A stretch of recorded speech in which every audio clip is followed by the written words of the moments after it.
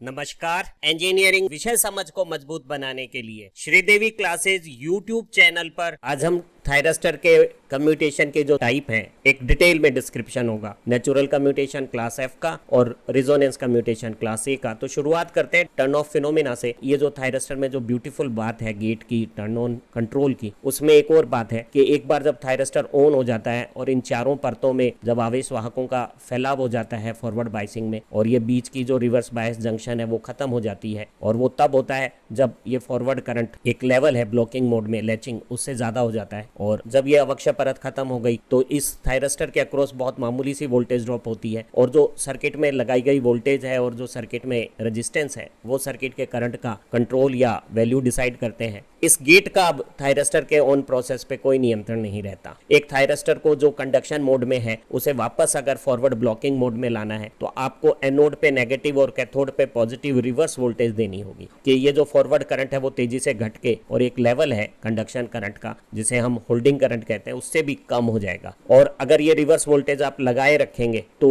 कुछ देर बाद यहाँ एक अवक्षय परत रिकॉम्बिनेशन से बनेगी, और अगली बार जब दोबारा फॉरवर्ड बाइसिंग लगाएंगे तो ये जो रिवर्स बायस J2 जंक्शन है वो फॉरवर्ड मोड में करंट को कंडक्ट नहीं होने देगा। और इस फिनोमिना को जिसमें हम दो घटनाक्रम एक साथ कर रहे हैं, एक रिवर्स वोल्टेज लगा रहे हैं और इस फॉरवर्ड करंट को एक होल्डिंग करंट से कम लेवल पे ला रहे हैं, और थायरस्टर में जब J2 जंक्शन पे एक डिप्लेशन जोन जनरेट हो जाती है तो अगली बार जब आप फॉरवर्ड वोल्टेज लगाते हैं तो वो करंट को कंडक्ट नहीं करता बल्कि ब्लॉकिंग मोड में रहता है। और अब कंडक्शन प्रोसेस तभी शुरू किया जा सकता है जब आप गेट पे ट्रिगरिंग सिग्नल देते हैं। अगर इस पूरे फिनोमिना में थायरस्टर को यहाँ डिप्लेशन जोन बनाने में जो समय लगता है जिसे हम टर्न ऑफ टाइम कहते हैं उससे कम समय में आप दोबारा अगर फॉरवर्ड वोल्टेज लगा देंगे तो ये थायरस्टर आपको ब्लॉकिंग मोड में नहीं मिलेगा, वो कंडक्शन मोड में ही मिलेगा। हमने जाना कि एक फॉरवर्ड ब्लॉकिंग मोड के थायरस्टर को गेट पे अप्रोप्रिएट सिग्नल देकर टर्न ऑन किया जा सकता है, पर एक बार जब थायरस्टर फॉरवर्ड कंडक्शन मोड में चला गया है तो गेट का धारा चालन में कंट्रोल नियंत्रण खत्म हो गया है। और ऐसे थायरस्टर को अगर आपको टर्न ऑफ करना है, बंद करना है, तो दो चीजें आवश्यक है। पहली आवश्यकता यह है कि जो एनोड का कंडक्शन करंट है उसे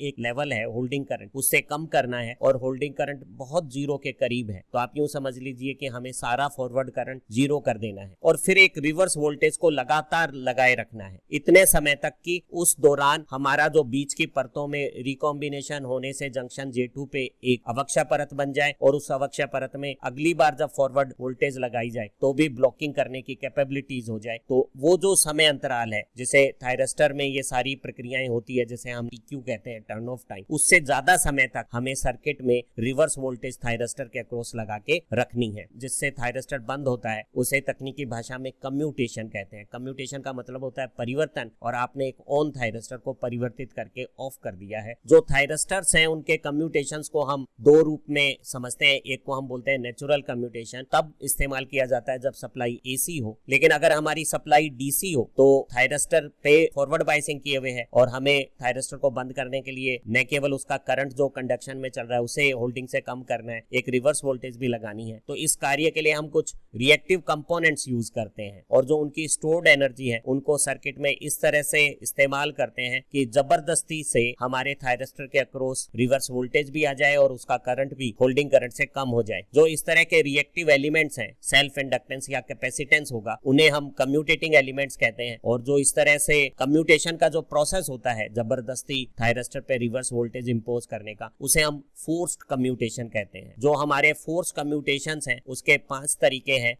जिन्हें हम class A, class B, class C, class D और क्लास E कहते हैं। क्लास A को अभी थोड़ी देर में ही हम पढ़ने वाले हैं। इसे हम सेल्फ कम्यूटेशन या लोड कम्यूटेशन भी कहते हैं, जिसमें सर्किट का अपना लोड ऐसी आर्टिफिशियल कंडीशंस पैदा कर देता है कि हमारा जो सर्किट है वो एक निर्धारित समय बाद ऑटोमेटिक अपने आप बंद होने की स्थितियां पा लेता है। जो क्लास B कम्यूटेशन है उसे हम रिजोनेंस पल्स कम्यूटेशन भी कहते हैं, जिसमें किसी दूसरे थायरस्टर को चालू करने के बाद एक पहले से तयशुदा समय के बाद, प्री डिसाइडेड टाइम के बाद क्लास A जैसी स्थितियां आती हैं, और ये जो मेरा कम्यूटेशन का प्रोसेस है वो परिपथ के संचालन से रिएक्टिव एलिमेंट्स एलिमेंट्स की कंडीशन से हो जाता है। ये जो क्लास ए और क्लास बी जो कम्यूटेशन है उनमें दोनों में एक रेजोनेंस फिनोमिना हम काम में ले रहे हैं, जिसमें हम इंडक्टर और कैपेसिटर को एक दूसरे को एनर्जी ट्रांसफर करवाते हैं और इंडक्टर की जो स्टोर्ड करंट से जो मैग्नेटिक फील्ड में एनर्जी है वो जब कैपेसिटर को मिलती है तो कैपेसिटर पे चार्जिंग से जो वोल्टेज जनरेट होती है वो सप्लाई से भी ज्यादा हो जाती है और वो फिर डीसी वोल्टेज के अगेंस्ट चार्ज कैपेसिटर थायरिस्टर की रिवर्स वोल्टेज बना देता है और बंद होने की स्थितियां बन जाती है। इस तरह के पल्स रेजोनेंट सर्किट को हम क्लास बी कम्यूटेशन कहते हैं। एक कम्यूटेशन हमारा क्लास सी कॉम्प्लीमेंट्री कम्यूटेशन कहलाता है, जिसमें हम एक थायरिस्टर का करंट दूसरे थायरिस्टर पर डाइवर्ट कर देते हैं और पहले वाला थायरिस्टर एक चार्ज कैपेसिटर के कारण रिवर्स वोल्टेज पाकर कम्यूट हो जाता है। क्लास डी कम्यूटेशन को हम ऑक्सिलरी कम्यूटेशन कहते हैं, जिसमें शुरुआत में कोई एक्सरसाइज होती है और एक थायरिस्टर का करंट हम दूसरे थायरिस्टर पे डाल देते हैं। पहला थायरिस्टर दूसरे थायरिस्टर को ऑन करने पे बंद हो जाता है और फिर दूसरा थायरिस्टर क्लास ए टाइप कम्यूटेशन प्रोसेस से स्वतः सेल्फ की अपनी जो प्रॉपर्टी है उससे बंद हो जाता है और इस तरह के कम्यूटेशन को हम क्लास डी या ऑक्सिलरी कम्यूटेशन कहते हैं। और एक कोई एक्सटर्नल सोर्स से एक ऐसी वोल्टेज बनाते हैं जो सिस्टम की हमारी जो डीसी वोल्टेज है उससे ज्यादा मैग्नीट्यूड की होती है और वो जब थायरिस्टर के अक्रॉस लगाई जाती है तो वो एक्सटर्नल पल्स से थायरिस्टर को बंद कर देती है। शुरुआत करते हैं क्लास एफ नेचुरल कम्यूटेशन की, जिसका इस्तेमाल हम एसी सप्लाई के लिए करते हैं। अगर किसी थायरिस्टर सर्किट की जो सप्लाई है वो अल्टरनेटिंग नेचर की हो, जैसा कि हम रेक्टिफायर सर्किट्स में या साइक्लो कन्वर्टर्स में या एसी वोल्टेज रेगुलेटर में यूज करते हैं, तो इनपुट सप्लाई जब एसी होती है तो एसी नेचुरल है, हर आधी साइकिल बाद वो पूरी आधी साइकिल के लिए उल्टी पोलैरिटी की रहती है और ऐसी स्थिति में इस थायरिस्टर के अक्रॉस जो रिवर्स वोल्टेज का समय अंतराल है वो अगर थायरिस्टर के बंद होने के समय से ज्यादा है तो थायरिस्टर बिना किसी एडिशनल सर्किटरी के स्वयं सप्लाई की नेचुरल टेंडेंसी के कारण बंद हो जाता है और ऐसे कम्यूटेशन को हम क्लास एफ या नेचुरल कम्यूटेशन कहते हैं। एक नेचुरल कम्यूटेशन का जो सर्किट है उसमें थायरिस्टर को एक रजिस्टिव लोड के साथ एसी सप्लाई से जोड़ा हुआ है और ये एक हाफ वेव रेक्टिफायर का सर्किट है। अभी थायरिस्टर भले ही फॉरवर्ड वोल्टेज चल रही हो, ब्लॉकिंग मोड में है, तो सर्किट में करंट फ्लो नहीं हो रहा है और मैंने किसी डिले एंगल डेल्टा के बाद थायरिस्टर के गेट पे अगर ट्रिगर सिग्नल देना है 1 वोल्ट की सप्लाई के साथ कुछ मिली एम्पियर करंट देता हूं तो इस सर्किट में करंट जैसे ही लैचिंग करंट से ज्यादा होता है तो ये मेरा थायरिस्टर है वो फॉरवर्ड ब्लॉकिंग से कंडक्शन मोड में आ जाता है और सारी सोर्स वोल्टेज लोड रेजिस्टेंस पे आके, और रजिस्टिव लोड है तो वोल्टेज और करंट सेम फेज में होंगे और करंट बहने लगता है और आधी साइकिल बाद जब इंस्टेंटेनियस वोल्टेज जीरो होगी तो सर्किट का इंस्टेंटेनियस करंट भी जीरो हो जाएगा। तो इस थायरिस्टर में भी करंट होल्डिंग करंट से कम हो गया है और आप देखिए नेचुरली ये सप्लाई इस शान हाईलाइट सेक्शन में देखिएगा नेगेटिव हो गई है। तो अभी मेरे थायरिस्टर पे करंट तो होल्डिंग करंट से कम है और रिवर्स वोल्टेज अप्लाइड है, तो ये थायरिस्टर पूरे इस समय काल में आराम से बंद हो जाएगा। किसी भी तरह की एक्स्ट्रा कम्यूटेशन सर्किटरी या कम्यूटेटिंग एलिमेंट्स में लॉसेस करने की जरूरत नहीं पड़ेगी। पूरी आधी साइकिल तक सर्किट पे जो रिवर्स वोल्टेज हमने टर्न ऑफ के लिए लगाई हुई है वो सर्किट के टर्न ऑफ टाइम जो थायरिस्टर हम यूज कर रहे हैं उससे ज्यादा है, तो बहुत सक्सेसफुली नेचुरल सप्लाई की नेचर से ही थायरिस्टर का कम्यूटेशन हो जाएगा। तो ऐसे जो सर्किट हैं उनमें कम्यूटेटिंग एलिमेंट्स नहीं होने और उनसे लॉसेस भी नहीं होने से ये सर्किट इकोनॉमिक होते हैं और एनर्जी एफिशिएंट होते हैं। हम इस नेचुरल कम्यूटेशन को लाइन कम्यूटेशन भी कहते हैं और क्लास एफ कम्यूटेशन भी कहते हैं और इनका इस्तेमाल सभी तरह के रेक्टिफायर सर्किट्स में किया जाता है जहां एसी सप्लाई को हम डीसी आउटपुट बनाते हैं। ये स्टेप डाउन साइक्लो कन्वर्टर में भी यूज होता है जिसमें एक फ्रीक्वेंसी की जो एसी सप्लाई है उसे पार्ट में डिवाइड की हुई दूसरी फ्रीक्वेंसी की एसी सप्लाई में बदल देते हैं। जैसे हम 50 हर्ट्ज से 25 हर्ट्ज या 50/3 या 50/4 या 50/5 10 हर्ट्ज की फ्रीक्वेंसी अगर बनाना चाहें तो ऐसे सर्किट को हम स्टेप डाउन साइक्लो कन्वर्टर कहते हैं। उनमें भी हम क्लास एफ नेचुरल कम्यूटेशन का इस्तेमाल करते हैं और जो हमारे पंखों में स्पीड कंट्रोल के लिए जो डिमर्स लगे होते हैं एसी वोल्टेज रेगुलेटर्स उनमें भी हम क्लास एफ नेचुरल कम्यूटेशन का इस्तेमाल करते हैं। अगर सप्लाई डीसी नेचर की है तो एक कम्यूटेशन को हम क्लास ए या सेल्फ कम्यूटेशन या लोड कम्यूटेशन कहते हैं, इसे रेजोनेंस कम्यूटेशन भी कहते हैं। इसमें हम इस थायरिस्टर में ये जो करंट बह रहा है अगर ये कंडक्शन मोड में है और इसके गेट पे सिग्नल दिया हुआ है तो उसे हम कुछ परिपथ की ऐसी परिस्थितियां बनाते हैं कि ये जो करंट है वो अपने आप होल्डिंग करंट से कम हो जाता है और इस कैपेसिटर पे हम कुछ ऐसी चार्जिंग करेंगे कि उसकी वोल्टेज सोर्स वोल्टेज से ज्यादा हो जाएगी और इस एंड पे यहाँ पॉजिटिव वोल्टेज होगी और ये पॉजिटिव वोल्टेज इस थायरिस्टर को रिवर्स बायस दे देगी। थायरिस्टर है वो लोड की अपनी कंडीशंस के कारण अपने आप बंद हो जाएगा और इसे हम क्लास ए या सेल्फ कम्यूटेशन कहते हैं। लोड रेजिस्टेंस जिसमें हम आउटपुट ले रहे हैं उसका मान अगर छोटा हो तो हम ये जो कम्यूटेटिंग एलिमेंट्स हैं इंडक्टर और कैपेसिटर वो सीरीज में लगाते हैं और इस आरएलसी सीरीज सर्किट को अंडर डैम्प्ड नेचर का बनाएंगे, अर्थात एल और सी का जो अनुपात है उसका मान R²/4 से ज्यादा रखेंगे। तो ये जो under damped series RLC circuit है उसमें करंट की जो नेचर है वो एक साइनोसॉइडल नेचर रखेगी और वो करंट बढ़ के अपने आप नेचुरली जीरो जब होगा तो इस थायरिस्टर के करंट को होल्डिंग करंट से कम कर देगा। अगर ये लोड रेजिस्टेंस अधिक हो तो हम एक कैपेसिटर को इसके पैरेलल लगा के और सीरीज में एक इंडक्टर लगा के इस आरएलसी सर्किट को एक अंडर डैम्प्ड नेचर बना देते हैं और इस अंडर डैम्प्ड आरएलसी सर्किट में इस थायरिस्टर का करंट साइनोसॉइडल नेचर का होगा और वो किसी एक कंडीशंस पे बढ़कर जब जीरो होगा तो इस कैपेसिटर पे जो चार्जिंग की वोल्टेज है वो सप्लाई वोल्टेज से ज्यादा होगी और वो इस थायरिस्टर को रिवर्स वोल्टेज अप्लाई कर देगी। करंट इसका होल्डिंग करंट से कम है तो ये अपने आप स्वतः लोड के करंट के कारण ही बंद हो जाएगा। तो ऐसे कम्यूटेशन को हम सेल्फ कम्यूटेशन या लोड कम्यूटेशन कहते हैं, क्योंकि इस कैपेसिटर में सप्लाई से ज्यादा वोल्टेज आई है तो वो एनर्जी इसने इंडक्टर से पाई है। तो यहाँ इंडक्टर और कैपेसिटर में ये जो एनर्जी का एक्सचेंज है वो एक रिजोनेंस फिनोमिना के तहत होता है। तो ऐसे आरएलसी अंडर डैम्प्ड सर्किट के कम्यूटेशन प्रोसेस को हम रिजोनेंस कम्यूटेशन भी कहते हैं। एक डीसी सप्लाई के साथ क्लास ए टाइप रिजोनेंस कम्यूटेशन या लोड कम्यूटेशन का सर्किट यहाँ दिखाया हुआ है, जहाँ इस लोड रेजिस्टेंस के साथ हमने जो रिएक्टिव कम्यूटेटिंग एलिमेंट एल और सी वो एक सीरीज में लगा दिए हैं और एल और सी का जो अनुपात L/C वो R²/4 से ज्यादा होने के कारण ये एक under damped series RLC circuit है। देखिए अब जैसे ही मैंने गेट पे ट्रिगर सिग्नल दिया है ये forward bias thyristor turn on हो जाना है और इस अंडर डैम्प्ड आरएलसी सर्किट में एक साइनोसॉइडल वेवफॉर्म के साथ करंट फ्लो होने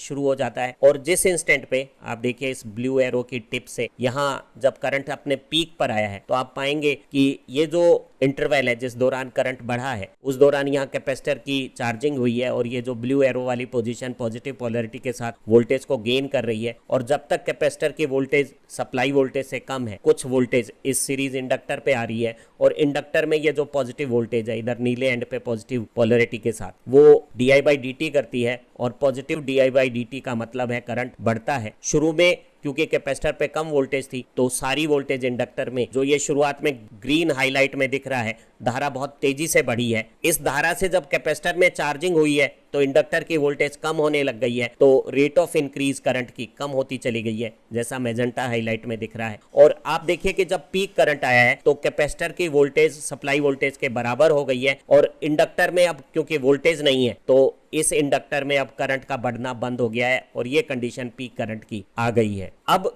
कैपेसिटर के पास सप्लाई के बराबर वोल्टेज है और इस इंडक्टर में लाल तीर की दिशा में मैक्सिमम इतना करंट है। इस करंट के कारण इसके मैग्नेटिक फील्ड में जो एनर्जी स्टोर्ड है वो करंट को कंटिन्यू रखेगी और कैपेसिटर की चार्जिंग से आप देखेंगे कि इस नीले तीर के साथ कैपेसिटर की वोल्टेज जो इस स्थिति में सप्लाई वोल्टेज के बराबर थी वो सप्लाई वोल्टेज से भी ज्यादा हो गई है और ऐसी स्थिति में इंडक्टर पे जो नेगेटिव वोल्टेज है वो करंट को डिक्रीज करने लगेगी और जितनी स्थिति में करंट बढ़ा है बिल्कुल वैसी स्थिति में जब करंट घटेगा तो जितना चार्ज उसने यहाँ जीरो से पीक करंट तक इस कैपेसिटर को दिया है उतना ही चार्ज एडिशनल जब इस कैपेसिटर पे आएगा तो जिस समय करंट घटकर जीरो होगा, नेचुरल है अंडर डैम्प्ड सर्किट में साइनोसॉइडल करंट जीरो वैल्यू पाएगा, तो आप देखेंगे कि इस कैपेसिटर पे जो वोल्टेज है वो इस नीले एंड के साथ सप्लाई वोल्टेज से लगभग दुगनी हो जाएगी। और आप देखिए दो स्थितियां एक साथ हमें मैच हो गई है, एक इस थायरिस्टर का करंट जीरो हो गया है यानी होल्डिंग करंट से कम हो गया है और ये जो कैपेसिटर है उसकी जो चार्जिंग से जो वोल्टेज है वो सप्लाई वोल्टेज से दुगनी है और ऐसी स्थिति में ये कैपेसिटर थायरिस्टर पे रिवर्स बायसिंग देगा और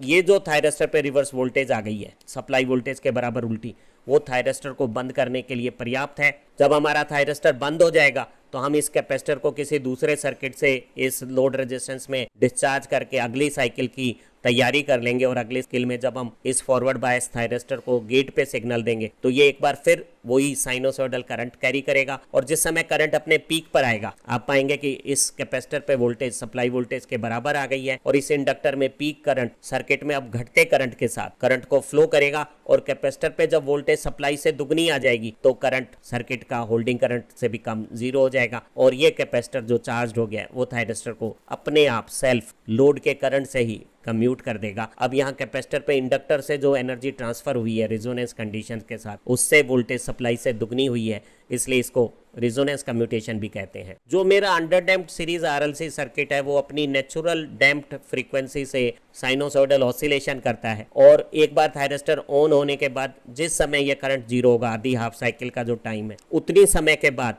थायरिस्टर को बंद होने की परिस्थितियां बनेगी। तो ये जो थायरिस्टर है इनका जो चालू होने के बाद बंद होने का समय है वो सर्किट के कंपोनेंट के हिसाब से फिक्स हो जाएगा। सर्किट सिंपल है, बहुत रिलायबल तरीके से करंट 0 होगा। जो लोड है उसमें जो करंट डीसी सप्लाई होने के बावजूद भी एक साइनोसॉइडल नेचर रखेगा। तो एक हमारा सर्किट एप्लीकेशन है सीरीज इन्वर्टर, उसमें हम इस तरह के कम्यूटेशन को इस्तेमाल करते हैं। लेकिन इसमें एक परेशानी है, और वो ये है कि ये जो कम्यूटेटिंग एलिमेंट्स हैं वो लगातार लोड के करंट को कैरी करते हैं। भले ही इन्हें बंद करने की एक्शन तो इस क्षण भर थोड़े से ही समय के लिए इस नीले हाइलाइट में हमने दिखाया है उस समय करनी है, लेकिन उन्हें बाकी बचे हुए ऑन टाइम में भी वही धारा जो लोड रेजिस्टेंस के वो कैरी करनी पड़ती है। तो जो कम्यूटेटिंग एलिमेंट है उनमें लॉसेस या इनकी जो कंटिन्यूअस ड्यूटी होने के कारण कॉस्ट थोड़ी ज़्यादा है। लेकिन अगर हम एक हाई फ्रीक्वेंसी का कोई इन्वर्टर बनाना चाहते हैं 1 किलोहर्ट्ज़ से भी ज़्यादा फ्रीक्वेंसी का, तो ये जो कम्यूटेटिंग कंपोनेंट है एल और सी, इनकी जो फिजिकल साइज है वो छोटी हो जाएगी। तो हाई फ्रीक्वेंसी के जो इस तरह के सीरीज इन्वर्टर होते हैं बहुत